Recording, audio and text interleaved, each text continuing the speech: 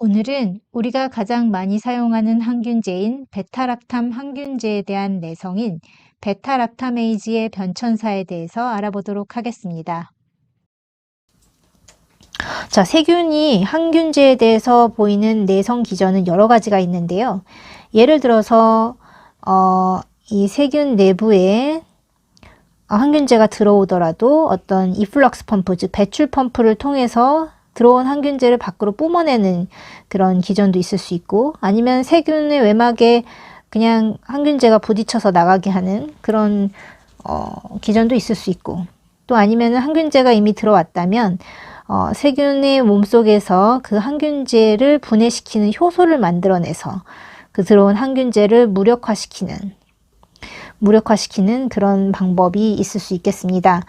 이외에도 여러 가지 기전이 있을 수 있는데, 이 베타락탐 항균제에 대한 내성 기전은 베타락타메이즈, 즉 베타락탐링을 분해하는 이 효소를 생산해냄으로써 그 항균제에 대해서 내성을 갖게 되겠습니다.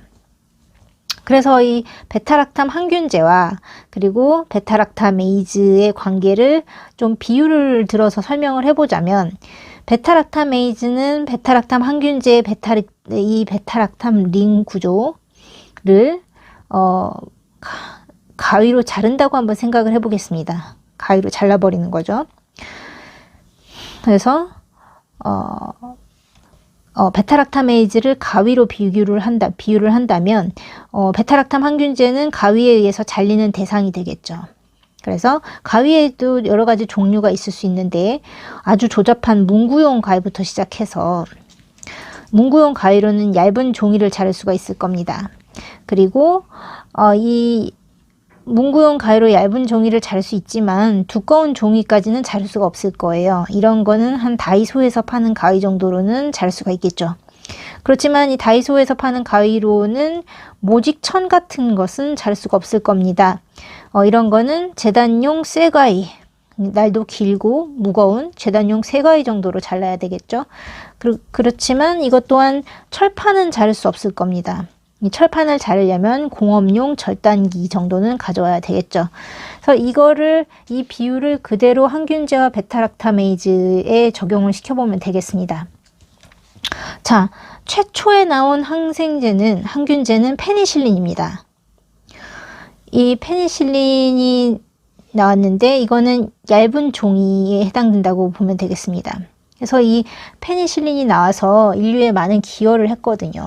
전쟁 때 부상을 당해서 감염을 입은 그런 병사들의 상처와 치유가 가능해지면서 다시 군 인력으로 복귀가 가능해져서 전쟁을 이길 수 있는 원인이 됐다, 큰 공을 세웠다, 이렇게 얘기가 되는데요.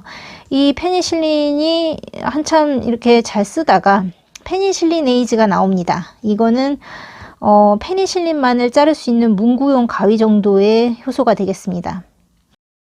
그렇지만 그 이후에 나온 세팔로스포린은 자를 수가 없었습니다. 그 이유를 구조적으로 좀 살펴보시면, 페니실린은 이렇게 사각 링 구조 옆에 오각형 링이 붙어 있는 형태고, 세팔로스포린은 이 사각 베타락탐 링 옆에 육각형 구조가 붙어 있는 데다가 공유결합이 이중으로 이렇게 돼 있는 부분이 있습니다.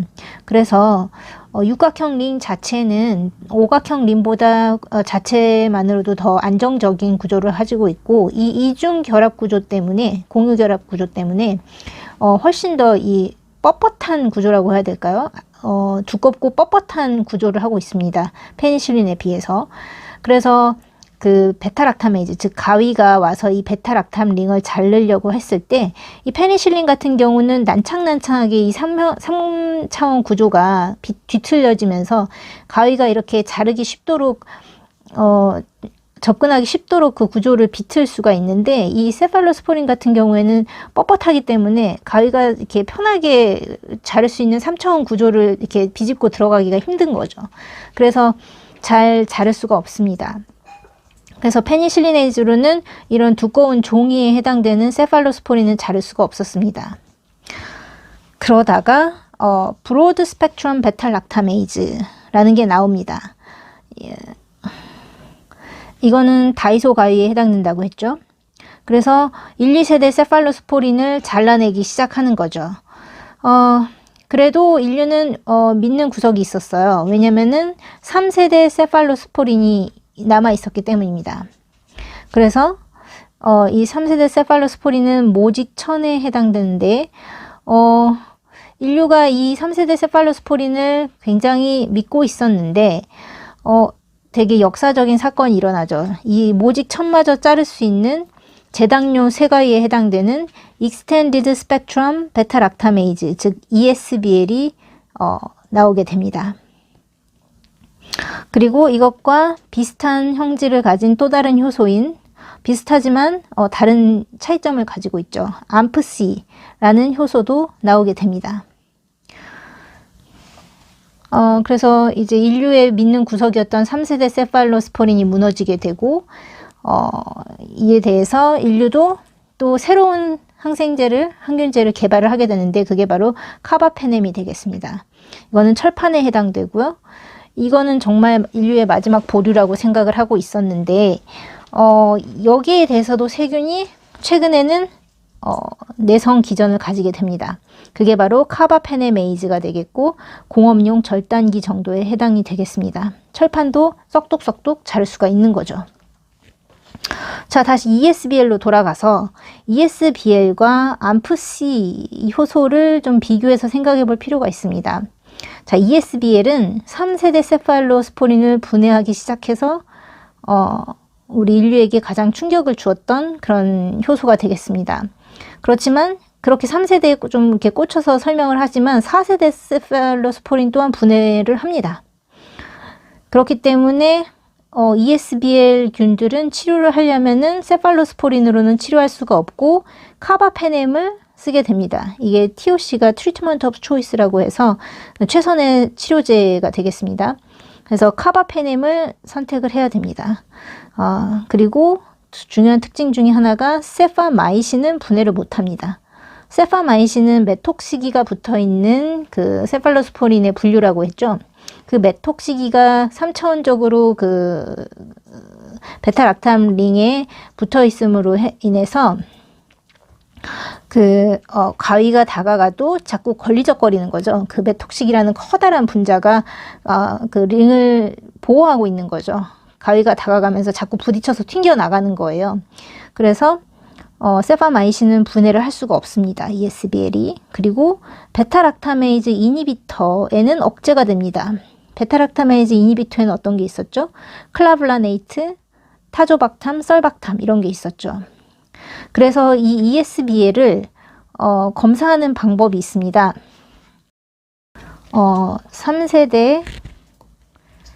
3세대 세파와 그러니까 세프타집이나 세포탁심 이런 3세대 세파와 클라블라네이트를 병합했을 때의 억제대 크기는 MIC와 3세대 세파 단독으로 썼을 때의 억제대 MIC를 비교를 해서 이 3세대와 그 베탈락타메이즈 이니비터를 병합했을 때 억제대가 5mm 이상 크거나 그냥 단독으로 썼을 때보다 5mm 이상 크거나 아니면 MIC는 2의 3승 이상 더 작거나 그랬을 경우에는 ESBL이다 라고 판정을 내립니다. 즉 클라블라네이트라는 베타락타메이즈 이니비터를 썼을 때 세팔로스포린의 효과가 있다면 그때는 효과가 있다면 그러면 ESBL이다 라고 판정을 내리는 거죠. 자, 그리고 AMPC를 살펴보겠습니다. AMPC는 ESBL처럼 3세대 세팔로스포린을 분해를 합니다. 그렇지만 4세대 세팔로스포린은 분해를 하지 못합니다. 그래서 Treatment of Choice, 즉 최선의 치료제는 카바페넴이 아닌 4세대 세팔로스포린을 쓰면 됩니다. 이 점이 ESBL과 다르죠. 그리고 또 차이점이 있는데 세팔마이신을 분해를 합니다. AMPC는 ESBL에 비해서 훨씬 더 가위의 성능이 성능이라고 하긴 좀 그렇고 구조적으로 세파마이신에 접근하기가 유리한 그런 구조를 가지고 있습니다. 그래서 세파마이신을 분해하고 베타락타메이즈 이니비터를 써도 억제가 안 됩니다. 그래서 이것도 ESBL과의 차이점이 되겠습니다. 자, 지금까지 베타락타메이즈의 변천사에 대해서 알아봤는데요. 이 베타락타메이즈를 분류하는 체계가 있습니다. 암블러 클래스라는 분류 체계가 있는데요. 이거는 그 효소의 활성 부위에 무엇이 붙어 있느냐에 따라서, 그러니까 아미노기가 붙어 있느냐 아니면은 금속이 붙어 있느냐에 따라서 분류를 내리는데요. 그 아미노기 중에 세린이 붙어 있는 게 있습니다. 그래서 클래스 A, 클래스 C, 클래스 D는 세린이 붙어 있는 세린 베타락타메이즈가 되겠습니다. 세린 베타락타메이즈. 그리고 클래스 B는 아연 이온은 금속이죠. 그래서 금속 효소라고 해서 메탈로 베타락타메이즈라고 부릅니다. 그래서 클래스 A부터 살펴보면 이 클래스 A는 세린 베타락타메이즈고, 그리고 여기에 해당되는 걸로는 ESBL 효소가 있고, 그리고 카바페네메이즈들 중에서 KPC가 해당이 되겠습니다. KPC는 클렙실라 뉴모니아 카바페네메이즈라는 뜻인데요. 처음 카바페네메이즈가 발견이 되었을 때 클렙실라 뉴모니아에서 발견이 되었기 때문에 이름이 붙었습니다. KPC라고. 그리고 클래스 B는 카바페네메이즈가 해당이 되고 NDM, IMP, 그리고 VIM이라는 효소가 구체적인 효소 이름은 이렇습니다. 이런 효소들이 해당이 됩니다. 그리고 클래스 C는 ESBL처럼 약간 그 세팔로스포리네이즈라고 보시면 되겠습니다. 세팔로스포린들을 분해하는 효소라고 보시면 되겠습니다. 그래서 카바페네메이즈가 아니라 세팔로스포리네이즈라고 보시면 되겠고, 암프C가 바로 여기에 해당이 됩니다. 같이 C로 끝나니까 외우기 쉽겠죠? 그리고 클래스 D는 카바페네메이즈들 중에서 옥사 48, 옥사 23 이런 게 해당이 됩니다. 왜 옥사냐면 이게 원래 옥사실리네이즈였거든요. 페니실린 중에서 옥사실린을 분해하는 효소였는데 약간의 점도련 변이가 일어나면서 단순히 페니실린만 분해하는 게 아니라 카바페넴까지도 분해할 수 있는 능력을 획득하게 되어서 예전에 가지고 있던 그 이름을 그대로 가져왔기 때문에 옥사라는 이름이 붙었습니다. 자, 그리고 우리가 카바페네메이즈라고 했을 때 알아두어야 될 개념이 있습니다. 바로 CRE, 그리고 여기에 속하는 CPE라는 개념인데요. CRE라고 하는 거는 카바페넴 레지스턴트 엔테로박테리오시아에 라는 뜻이고, CPE는 카바페네메이즈 프로듀싱 엔테로박테리아시아에 입니다. 처음 거는 카바페넴에 레지스턴트한 저항성이 있는, 내성이 있는 엔테로박터, 장내 세균속이란 뜻이고, 두 번째는 카바페네메이즈를 생산하는 장내 세균속이라는 뜻이 되겠습니다. 그래서 뭐가 다르냐? CR이라는 개념은 일단 카바페넴의 저항성이 있는 모든 그 엔테로박테리아시아를 일컫습니다. 그래서 카바페넴의 저항성을 가지려면 초반에도 설명했듯이 세균의 내성 기전은 매우 다양합니다. 아까도 말했듯이 그 채널을 통과해서 들어온 거를 이플럭스 펌프로 뿜어낸다든지 튕겨나가게 한다든지 들어온 항균제를 효소를 사용해서 무력화시킨다든지 그런 여러 가지 기전이 있는데 등등의 예를 들어서 카바페네미즈 레지스턴트 엔테로박테리아시아에라는 거는 그런 모든 기전을 다 포함해서 카바페넴의 저항성을 가지고 있는 경우를 다 통틀어서 일컫는 것이고요. 이 CPE라는 것은 그 중에서 효소가 그 항균제를 무력화시키는 기전, 즉 카바페네메이즈를 생산을 해내는 엔테로박테리아시아에가 되겠습니다. 그래서 이걸 알아야 되는 이유는 우리가 그 항균제 감수성 검사상에서 카바페넴의 레지스턴트가 나왔을 때 CR이라고 보고를 하고 그리고 서울시 보건환경연구원에 CPE 여부인지를 확인하기 위해서 보냅니다. 그 이유는 CPE가 나왔을 경우에는 최우선적으로 격리 조치를 취해야 합니다. 그 이유는 이 CP 같은 경우는 세균들이 예를 들어서 카바페네메이즈, 그러니까 KPC라든지 뭐 NDM이라든지 옥사사팔이라든지 이런 유전자를 효소 이름도 되고 유전자 이름도 됩니다.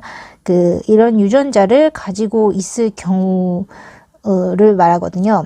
그리고 이 유전자를 가지고 있는 위치가 중요한데요. 유전체는 이런 염색체도 유전체일 수 있지만, 원형 구조를 가진 플라스미드도 유전체에 해당이 됩니다. 근데 이러한 유전자들은, 카바페네메이즈 유전자들은 이 플라스미드라는 유전체에 위치하고 있습니다. 그게 어떤 임상적 의의를 지니냐면, 이 염색체 같은 경우에는 수직으로 전달이 됩니다. 부모에서 자식으로 이렇게 그 형질이 전달이 되는데, 이 플라스미드 같은 경우에는 수평 전달이 가능합니다. 이게 무슨 뜻이냐면 이 플라스미드를 세균과 세균 사이에 주고받을 수가 있는 거예요. 그래서 나는 지금 클랩시엘라 뉴모니아이고 CP라고 합시다. 클랩시엘라 뉴모니아가 CP를 가지고 있다고 칩시다. 그러면은 그 옆에 다른 정상균인 이콜라이가 있었는데 이 이콜라이에게 플라스미드를 전달을 시킬 수가 있는 거예요. 그래서 이 이콜라이도 CP를 갖게 되는 거죠. 그래서 감염 관리 측면에서 보면은 이 플라스미드에 위치하고 있는 카바페네메이즈, 즉 CP는 굉장히 일반 논 CPE, CRD에 비해서 굉장히 위험하고 감염 관리가 어려운 측면이 있겠죠. 그래서 이 CPE 인지 여부가 굉장히 중요하다라는 것을 일단 지금까지 베탈락탐 항균제와 베탈락타메이즈의 관계, 그리고 베탈락타메이즈의 변천사에 대해 알아보았고, 그리고 그 중에서 ESBL과 암프C의 비교, 그리고 차이점을 살펴보았습니다. 그리고 암블러 클래스를 통해서 베탈락타메이즈가 어떻게 분류되는지를 살펴보았고, 그리고 CR리와 CPE의 개념에 대해서도 배워보았습니다. 감사합니다.